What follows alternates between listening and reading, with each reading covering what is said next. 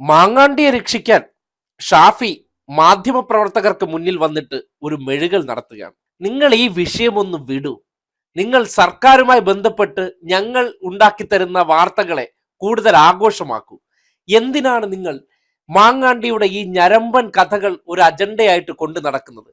ബാക്കി പല കാര്യങ്ങളും ചർച്ചയാകാതിരിക്കാനല്ലേ?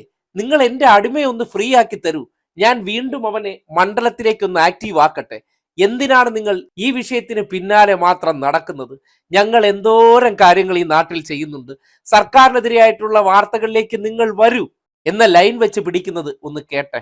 മെഴുകലാണ്, മെഴുകലോട് മെഴുകൽ. ഞാൻ മാധ്യമപ്രവർത്തകരോടും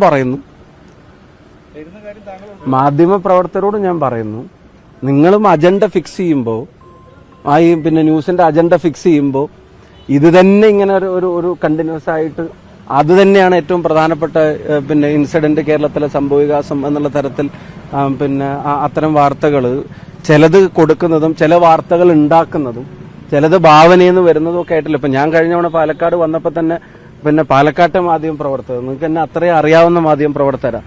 നിങ്ങൾ കൊടുത്ത വാർത്ത എന്താ? ഞാൻ ചന്ദ്രേട്ടന്റെ വീട്ടിൽ പോയി ഗ്രൂപ്പ് യോഗം ചേർന്ന് ചന്ദ്രേട്ടൻ പിന്നെ എവിടെ നിന്നിരുന്നപ്പോ